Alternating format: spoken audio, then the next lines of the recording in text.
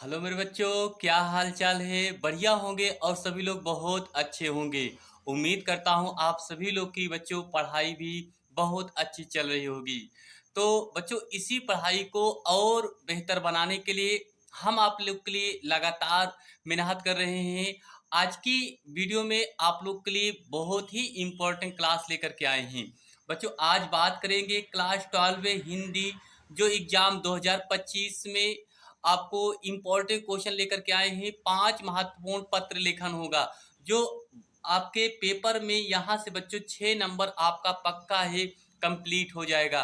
क्योंकि बच्चों ये जो क्वेश्चन लेकर के आए हैं ये हैशटैग के रूप में, अर्थात ये बहुत ही वायरल क्वेश्चन हो रहे हैं इस समय। हर साल ये क्वेश्चन पूछे जाते हैं बोर्ड एग्जाम में। तो इसलिए मैं आप लोग को अभी से ही तैयार कराना चाहता हूँ ताकि एग्जाम में आप लोग जा करके छाप दो और एग्जामिनर बिना पढ़े लिखे आपको पूरा पूरा नंबर 6 नंबर दे दे और अच्छे नंबर से दे दे। ठीक है, तो मैं बच्चों चाहता हूं कि आप सभी लोग इस वीडियो को शुरू से लेकर के अंत तक देखना, आपको अच्छे से समझ में आएगा और बहुत अच्छे तरीके से मैंने आपको ये क्वेश्चन लेकर के आए हैं।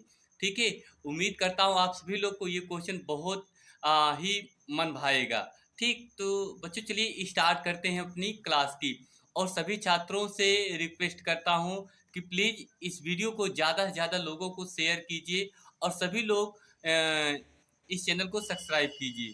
ठीक, तो चलिए बच्चों स्टार्ट करते हैं। क्वेश्चन बच्चों आप देख ही रहे हैं, क्वेश्चन क्या लिखा है। जो लिखा है, बढ़ते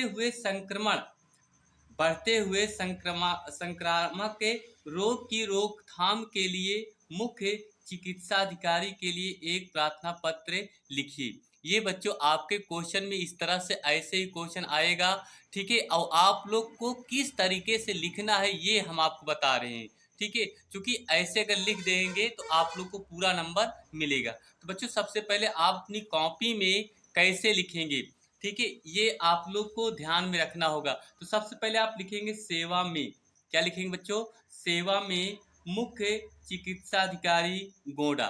ठीक, आप जिस राज्य से या सॉरी जिस जिले से संबंधित है उस जिले का नाम भी लिख सकते हैं। ठीक है, उसके बाद बच्चों ये लिखने के बाद आपको आप विषय हेडिंग बनाएंगे। क्या बनाएंगे बच्चों? विषय हेडिंग बनाएंगे। क्योंकि विषय में आपको जो अधिकारी को पत्र लिखा जाता है वह केंद्रित करता है कि यह पत्र किसके लिए लिखा गया है। तो आपका जो विषय है बच्चों, प्राथमिक स्वास्थ्य केंद्र पर संक्रामक के बीमारियों की दवाइयों का अभाव। तो आप इस तरह से लिखेंगे कि प्राथमिक स्वास्थ्य केंद्र पर जो संक्रामक बीमारियां हैं उनकी दवाइयों का जो अभाव है उसको आप प्रार्थना पत्र के रूप में या विषय के रूप में आप क्या करेंगे बच्चों? लिखेंगे। ठीक है, तो आपका ये विषय हो गया। तो उसके आगे आपको किस तरह से लिखना है ये आप ध्यान से समझना होगा। ठीक है, चलिए बच्चों आप देख लीजिए, इस तरह से आप लोग को लिखना है कॉपी में बच्चों। अगर इतना आप लिख देंगे मेरे भाई तो आप लोग को एग्जामिनर बिना देखे समझे आपको पूरा नंबर 6 नंबर इस तरह से दे देगा, आपको एहसास भी नहीं होगा। देखिए लिखेंगे बच्चों, यहाँ पर लिखेंगे आप क्या लिखेंगे? महोदय। क्या लिखेंगे? महोदय। लिखेंगे मैं आपका ध्यान क्षेत्र के प्राथमिक स्वास्थ्य केंद्र पर संक्रामक बीमारियों से बचाव के लिए इस्तेमाल की जाने वाली जरूरी दवाइयों की कमी की ओर आकर्षित करना चाहता हूँ बच्चों। ठीक, ये आपको इतना लिखना होगा, ध्यान देखिए। लिखेंगे मैं आपका ध्यान क्षेत्र के प्राथमिक स्वास्थ्य केंद्र पर संक्रामक बीमारियों से बचाव के लिए इस्तेमाल की जाने वाली जरूरी दवाइयों की कमी की ओर मैं आपका ध्यान आकर्षित करना चाहता हूँ। ठीक है बच्चों, इतना लिखने के बाद आगे आप क्या लिखेंगे जरा ध्यान समझना। पूरे क्षेत्र में हैजा, आप जानते हैं हैजा बहुत खतरनाक बीमारी होती है। पूरे क्षेत्र में हैजा, डेंगू डेंगू ज्वार जो मच्छर होते हैं, मलेरिया, टीबी को हम क्षय रोग भी कहते हैं, तथा पीत। पीत आप जानते हैं बच्चों, अगर आपसे कहा जाए कि पीत का जो अर्थ होता है जिसको टाइफाइड कहते हैं। क्या कहते हैं बच्चों?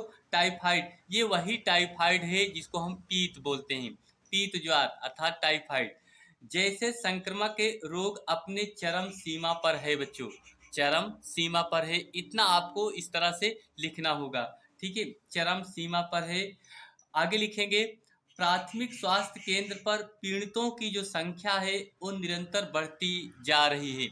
आप आगे लिखेंगे, प्राथमिक स्वास्थ्य केंद्र पर पीड़ितों की जो संख्या है वो निरंतर क्या हो रही है, बढ़ रही है। लेकिन आवश्यक दवाइयों के अभाव में, आप लिखेंगे, लेकिन आवश्यक दवाइयों के अभाव में डॉक्टर उचित इलाज नहीं कर पा रहे हैं। तो भाई अगर वहाँ पर उस स्वास्थ्य केंद्र में अगर उचित दवा नहीं रहेगी तो डॉक्टर इलाज ही अच्छे तरीके से नहीं कर पाएंगे। तो लेकिन आवश्यक दवाइयों के अभाव में डॉक्टर उचित इलाज नहीं कर पा रहे हैं। वहीं द्वारा वहीं डॉक्टरों द्वारा पीड़ितों आ, को इलाज हेतु बाहर से दवाइयाँ लिखी जा रही है। ठीक है, तो भाई डॉक्टर जब वहाँ पर दवाइयाँ नहीं रहेगी तो डॉक्टर क्या करेगा, बाहर से दवाइयाँ लिखेगा। तो जो दवाइयाँ महंगी हैं इसलिए उनको दिक्कतें होंगी। ठीक है बच्चों, आगे देखते हैं। थोड़ा सा इतना समझ में आ गया, आप लोग इतना जरूर स्क्रीनशॉट ले लेंगे। आगे हम बता रहे हैं। ठीक है बच्चों, देखिए आगे। तो आगे देखिए इसी तरीके से दवाइयों इतने ऊंचे मूल्य पर मिल रही है। बहुत सारे गरीब व्यक्ति होते हैं जो सरकारी संस्थाओं पर जाते हैं और उनको अगर अच्छे से इलाज नहीं मिल पाता है तो दिक्कतें होती हैं। तो इतने ऊंचे मूल्य पर मिल रही हैं जो आदमी की पहुंच से बाहर है। जो आम आदमी की पहुंच से वो दवाइयाँ क्या है बच्चों, बाहर है। इस कारण पीड़ितों की संख्या में कमी नहीं आ पा रही है। इसलिए जो पीड़ित लोग हैं उनकी जो संख्या है वो कमी नहीं आ पा रही है, अर्थात निरंतर बढ़ते ही जा रहे हैं। ठीक है, इतना आप लोग को समझ में आ गया। आगे क्या लिखेंगे, देखिए अब लिखेंगे आप लोग क्या लिखेंगे, अतः। क्या लिखेंगे, अतः आपसे अनुरोध है। अतः आपसे अनुरोध है, उस चिकित्साधिकारी को आप जब पत्र लिखेंगे तो इस तरह लिखेंगे कि अतः आपसे अनुरोध है कि इस मामले की संज्ञान में लेते हुए, इस मामले को संज्ञान में लेते हुए यथाशीघ्र मतलब जल्द से जल्द समुचित दवाइयों को उपलब्ध कराने का कष्ट करें, ताकि पीड़ितों की को जरूरी इलाज समय पर मिल सके। ताकि जो पीड़ित लोग हैं बच्चों उनका जो इलाज है वो समय पर मिल सके।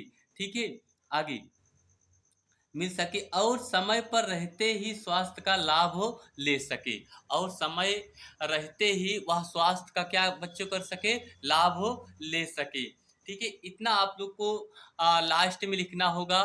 ठीक है, अतः आपसे अनुरोध है कि इस मामले को संज्ञान में लेते हुए यथाशीघ्र समुचित दवाइयों का उपलब्ध कराने का कष्ट करें, ताकि पीड़ितों को जरूरी इलाज समय पर मिल सके और समय पर रहते ही स्वास्थ्य का क्या ले सके बच्चों, लाभ ले सके। ठीक, उसके बाद आपको आगे लिखना होगा धन्यवाद सहित। ये आपको जरूर लिखना होगा, धन्यवाद सहित। और उसके बाद लिखेंगे दिनांक। तो बच्चों आप दिनांक के छोड़ सकते हैं या आप लिख सकते हैं, जैसे आपका 22 फरवरी का पेपर है हिंदी का ना, 22 फरवरी 2024 का 25 का, तो आप वहाँ लिख सकते हैं, ये दिनांक के लिख सकते हैं। उसके बाद आप लिखेंगे भावदी में का खागा मतलब कुछ भी आप वो लिख सकते हैं, लेकिन आप अपना नाम यहाँ पर बच्चों नहीं लिखना है। ठीक है, अगर नाम लिख देंगे तो दिक्कतें हो जाएगी। उसके बाद आप लिखेंगे वजीरगंज गोंडा। ठीक है, ये आप लोग इतना लिख करके क्या करेंगे, छोड़ देंगे। बच्चों ये आप लोग का पहला कहा जाए कि प्रार्थना पत्र है। इसी तरीके से मैं आप लोग को 5 प्रार्थना पत्र तैयार कराऊंगा। अगर इन 5 प्रार्थना पत्र को आप लोग तैयार कर लेंगे तो आप लोग को एग्जाम में कोई दिक्कत नहीं होगी और आप लोग अच्छे नंबर से पास होंगे। हम आप लोग को हर एक क्वेश्चन लेकर के आऊँगा, आप लोग से बस निवेदन है कि बने रहना है। ठीक है, तो चलिए बच्चों बस आज के लिए इतना ही।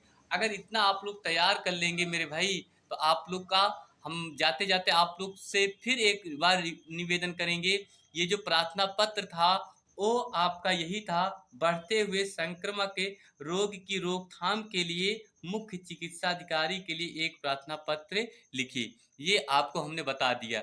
ठीक है, तो बच्चों आप लोग इतना कोशिश करिए, इस प्रार्थना पत्र को 1 से 2 बार रिवाइज कर लीजिए, आपको तैयार हो जाएगा।